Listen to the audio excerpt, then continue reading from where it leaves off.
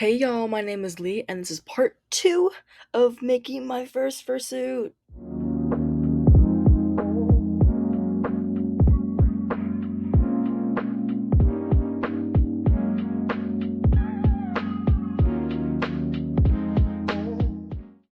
Instead of doing an informative format for this video, I think it might be best if I do a vlog style format to show you what I'm going to do rather than explain it in a bunch of details. So while you watch me do some editing, I am going to explain the first step, then clip to 50 some odd behind the scenes work that will demonstrate what I learned and the process of making my second ever fursuit. Okay, so I think the first step is sort of obvious, which I didn't really do because I don't know. It was like the weirdest process ever. I had an idea, I didn't draw it out, and that's where kind of things fumbled. So the first step, I think, to making the first fursuit is to obviously draw it out, have it planned out, at least have a reference, right? So I think later on in this video, I'm going to kind of show some artwork of a character I'm going to make, and then there's a pattern, a template pattern. There's a free template made by Zeke the Raccoon. Let me double check. Yes, Zeke the Raccoon, and they have a really good like template you can use to kind of draft out what you need for your fursuit, like the colors of the fur, where to get it from, and then front, side, back, and then extra details, and then even space to add like a profile shot of your character. So I'll definitely have to link that below for y'all, and it's so helpful. It helped me out a lot.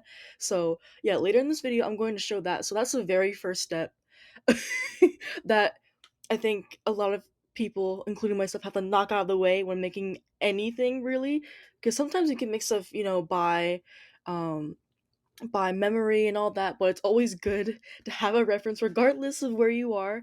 Even if you're a beginner like me, I'm like complete beginner. So it's always good to have a reference so you know what you're doing, because I did not know what I was doing when I made my first fursuit at all. I did not know shit, unfortunately. So have a reference done and then kind of slowly work your way from there, because when you know what it looks like, you can figure out, oh, I need these kinds of materials and tools in order to make it. So I'm a skip forward and show some clips now of me doing that thing and kind of show that process. So see you soon.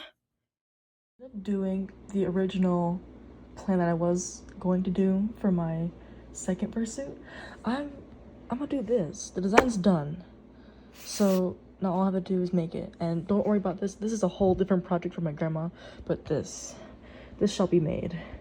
Oh god. Okay, so I'm back at the dorms. This is like what, take 4 or 5, something like that, because my room's really messy. It's also really late at night, but I want to show you before I knock out and wake up for school tomorrow. I want to show you this. So I have my beautiful foam board because I want to lay out what I'm doing, because I don't want to keep everything in one file folder on my computer. I just want to have it laid out in front of me, and I can always refer to it right there, and it's all there. It's not in like random piles, it's on a board. So I had that idea, which I thought might be helpful for me, because I literally cannot bend this. I cannot put it anywhere that I won't forget, because it is like huge. It is the size of like half of this drawer and whatnot. But I want to show you it because I have a list that I made that I learned from last time that I didn't do. We have the what I have side and the what I don't have side, which will then help me create another list, which is the price list. Ooh, so fancy. So you have to figure out how much fabric you need based on your body shape, and then also how tall you are, etc., and then figure out the price. So how much does 1 yard of fox fur cost, right? So if it's 1 yard, if I need 1 yard, it'll equal, let's say, $50. That's okay. But if it's 4 yards that I need, right, which 4 yards would be, for my height, because I'm 5'3", it would be enough to maybe make half a bodysuit or so. So that would be 50 times 4, because it's 4 yards. So you have to do all that math and then add it together, and then you'll have your budget, because you don't want to like start your fursuit and then spend over $1,000 because you don't really know where you're going or where you're going. You don't know what to buy, or you don't know how much it costs, and then in the end you're like broke. You don't want that happening. And also, like, you want to make sure you do the research to find where these things are, so that you aren't like losing money, because there are places that have cheaper stuff and that have sales, etc. So you want to like look for your options and not just go somewhere and spend all your money getting the supplies you need, which is okay, but you also want to save money as well, because saving money is good, especially before con when you want to buy more stuff, right? So board almost done. I still need to do front, back, and side. So, very fun. So she's done. I think for the front, I just need the other stuff, and then also, I forgot, I need to zoom in on that. Here's my inspirations. You got catnap for, I can't even point at it without it going out of focus, but I have catnap from Puppy Playtime because I really like the zipper, like being like a shape thing, but I didn't make it to match the character. I didn't do like a moon or like a sun. I just wanted like a really big zipper, which I really liked. And then who is it? I'm trying to look. Retro Flower glasses, that's her eyeballs. And then there's a thing called plushie fursuit. So they're meant to look like giant plushies. So think of like those think of a giant teddy plushie, and then it turns into a fursuit basically. That's what that is. You can probably look it up. It's not hard to find. And then what was the last one?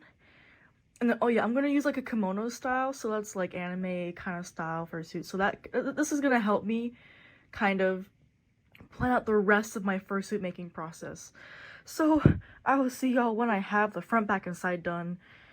Oh god, again.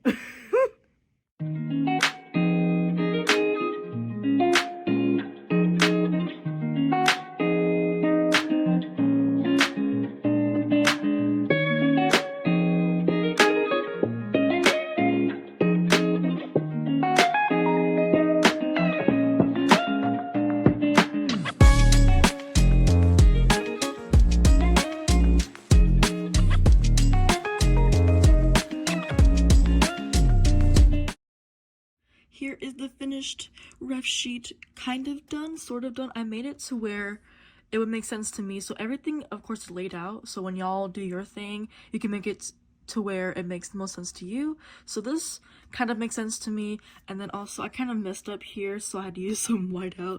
So it looks lighter than it normally does. So this is it's all symmetrical. So I don't have to worry too much about the colors and what each side looks. So if you have complex characters, you'll have to like draw each individual side out. So I don't really have too much of a complexity. It's all one color.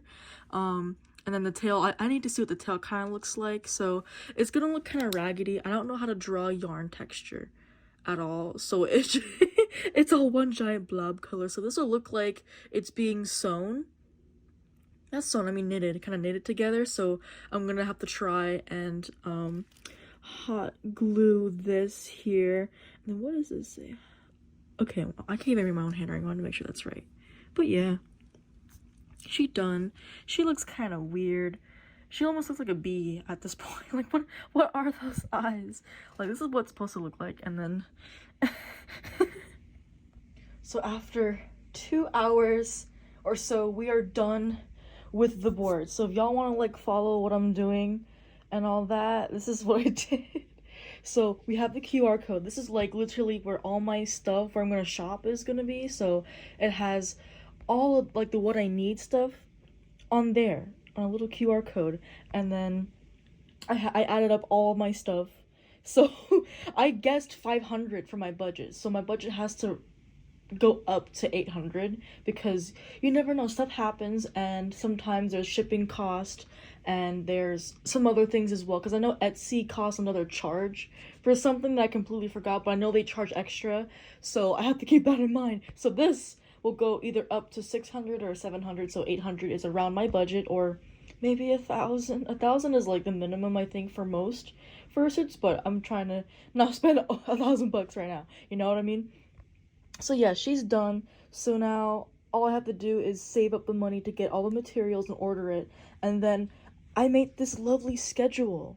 So I planned out every little detail of what I'm going to do. So I have a 5-week schedule, which means each week I'm going to complete a part of the suit. And hopefully I covered everything on this list. I'm not sure if y'all can read it, so I'll try and break it down a little bit, but this is the main construction phase, right? So I have to wait till I can, you know, afford the stuff and then buy it before the May 9th. I did math because I get paid somewhere around that time. I'll get paid before May 9th. I'm just like when am I supposed to buy it? Because I also go on a summer break as well on that day. So that's why I'm saying I buy it on that day, so I'm home and I can do all my construction at my house instead of in the dorms. But anyway, to kind of explain, not all of it because there's a lot of details. So week 1 is going to be the patterns, and then the lining, and then the leg padding. So I didn't explain, I think I did explain it. I think I might explain it like a little before, because I'm, there's a bunch of bits and pieces. And this is being filmed as soon as I finish the time lapse that I did, so I'll have to do a voiceover for the time lapse. But to kind of restate what I might say earlier in the video is that I am actually going to knit a fursuit.